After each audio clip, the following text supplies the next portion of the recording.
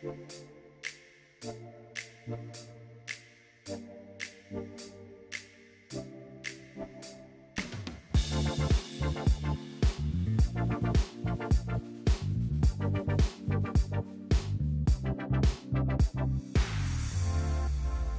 I'm delighted today to be here with Jonathon Davidson at the Park Hyatt in Dubai. Welcome, Jonathon. Thank you very much, David, and welcome to Dubai. So thank you, and wonderful to chat to you today. You're one of the key lawyers in this town. It'd be great for those who haven't heard about Davidson Law and your practice. Be great to hear a little bit more about it. That's very kind, and that's very kind of you to say key.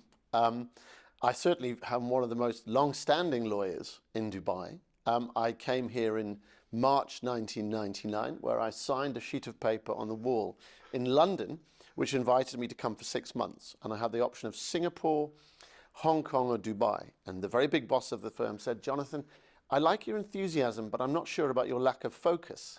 So I said to him, okay, you choose where I should go. So I came to Dubai for 6 months, and 23 years later, I'm still here. I've forgotten my way back to the airport. What was the landscape like here when you arrived, both like visually on the skyline and also professionally? What did you notice when you arrived? Visually, incredibly different. There are people who have been here as long as me or have been and gone. So you came into Dubai Airport, it was very small. You went over Garhoud Bridge, which now has 5 lanes each way. At that time it had 1 lane each way, and after 11 p.m. it had to open and close for the ships. Wow. So if you went after 11 p.m. you had to sit and wait for the red and green light. Then as you came into town, you had the Hyatt Regency, that's a very large hotel on the creek. And the next thing you kind of came to was the Dubai World Trade Center, which was built in the 70s. So famous for things like Mohammed Al Fayed was the food and beverage manager who used to serve all the original sheikhs and rulers. And thereafter, you were kind of on your way to Abu Dhabi. So it was very small. And I worked for a global law firm called Clyde & Co. And as I sat, I watched in my first 6 months, I watched Emirates Towers being built. And it was very fast. Every week we went into work in another floor, another floor. So that was kind of the landscape then. Wow. And you've just celebrated a 15-year anniversary of your firm. That's exciting and a great landmark, isn't it? Well, you know what? It's sped by. 15 years feels like 60. No. Yes. It's been very exciting. So I worked for Clyde & Co for a number of years, and I was seconded to one of the as were then the sovereign wealth funds that were building Dubai, building these amazing projects, the Palm, these huge mega projects which built Dubai from sort of 2000 onwards. So I worked for one of those wealth funds for a number of years, which allowed me to meet a lot of very interesting people and really start to be part of the story, the growth story, as an advisor, as a professional advisor. So then I was coerced, blindsided into starting a law firm because I'm a lawyer. You know, I wasn't an entrepreneur. So I kind of moved into that space, and we started Davidson Co in 2008. So yeah, 15th anniversary was about a week ago. And what are the practice areas within the firm, or how do you define what you do and the type of clients, I suppose, that come through the door? Sure. Predominantly, we look after high net worth and ultra high net worths and their spider web of business interests. So the active entrepreneur at the centre kind of thing. Correct, yeah. So the top would be the structuring, that would be the international structuring, the foundations, the trusts, similar types of things, all the private client space. And that would then cascade down into businesses. And those businesses could be trading businesses, real estate, there could be global equities. We could be dealing with their financial and asset managers to make sure that their investments are structured correctly.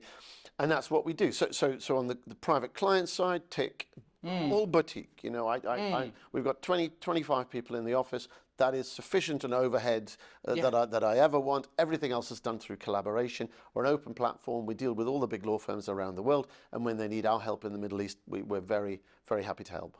I mean, it seems as well that Dubai is booming right now. So where do you see the growth at the moment? What's the growth trajectory? Well, interestingly, Dubai always grew in a number of areas. Oil and gas, obviously, oil predominantly, and down the road in Abu Dhabi, oil is a major player. Dubai was very clever, and obviously the leadership's been very clever and very well advised to diversify very early. So Dubai started 1987, I think it was. A chap from Yorkshire called Maurice Flanagan, with the help of Sheikh Ahmed bin Saeed, they started Emirates Airlines, and they started with one plane. And now I think it's arguably one of the top 3 airlines in the world. Because Dubai is in the UAE, is in the middle of the world. It goes everywhere. It's equidistant to, you know, you're 8 hours from 2/3 of the world. And people do use Dubai as a hub. If you're going from London to Hong Kong via Emirates, you'll pop into Dubai 2-3 days. And it's a clever business model. People become, they imprint on Dubai, they come for 2 or 3 days to begin with, and then that increases.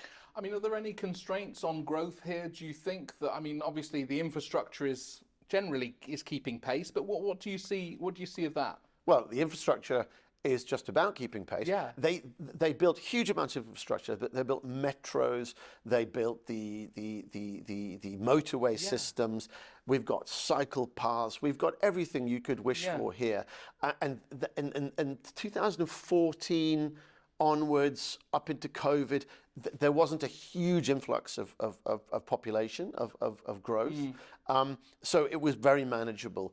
Since COVID, there was a pivot during COVID when a lot of people from around the world moved to Dubai temporarily, I think, to take advantage of the fact that Dubai had a real strong cutoff for COVID. They had a lot of where they did a lot of sort of treatment and cleaning, very fast uptake on the jabs and all that sort of stuff, and it really got ahead of the curve.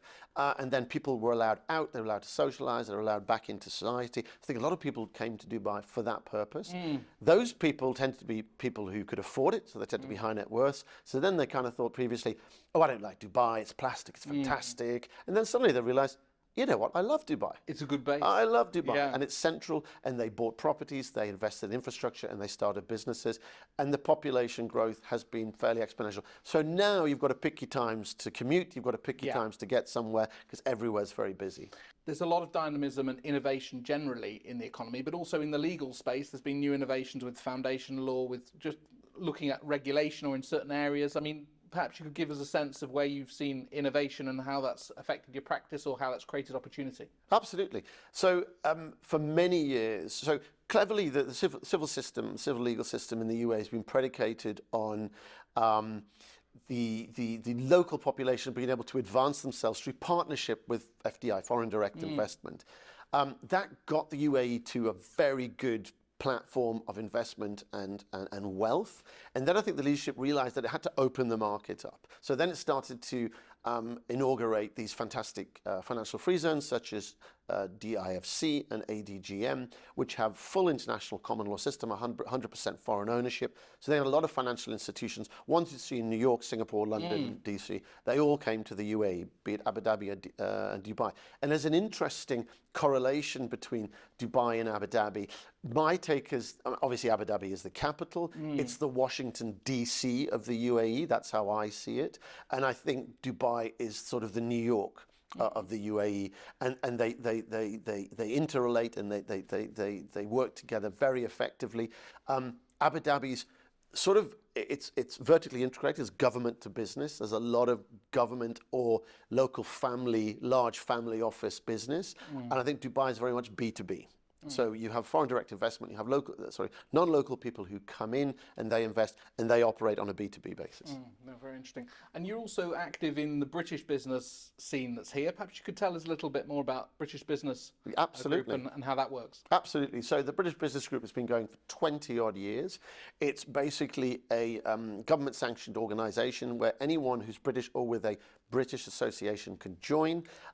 There's nearly 1,000 members, and those members attend events, do e-learning, do online, get entry to market assistance, are encouraged to do business with each other.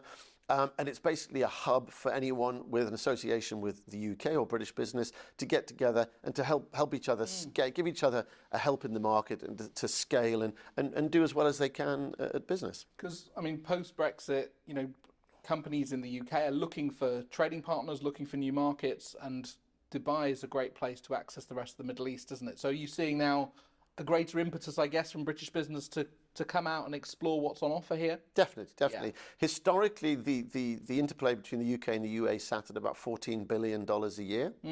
And now I think that's increasing, sort of, it's almost in double-digit increase. Because obviously with Brexit, British businesses are looking for new counterparties. UAE is very much open for business, and that is in renewables, that is in wind, solar, technology, smart system. The UAE is probably the top 3 leading jurisdictions in the world for smart systems, smart health, smart government, smart logistics. Everything is centralized, everything is app-based now. And that's not by accident. You know, the leadership has worked very hard to be tech relevant.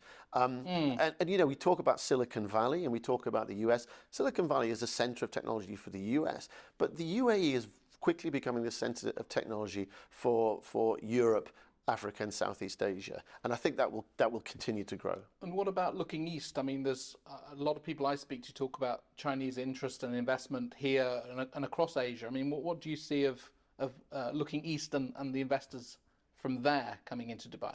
Absolutely. I mean, Singapore is a very relevant hub. The interaction between UAE and Singapore is very strong. Certainly, Chinese bilateral trade with China and the UAE is very strong, and that's infrastructure. So a lot of the large Chinese infrastructure companies have been invited in over the years to help build the infrastructure, to help build the sort of the conurbations and the buildings, which now very prominently feature around the UAE. So I think that relationship is very strong.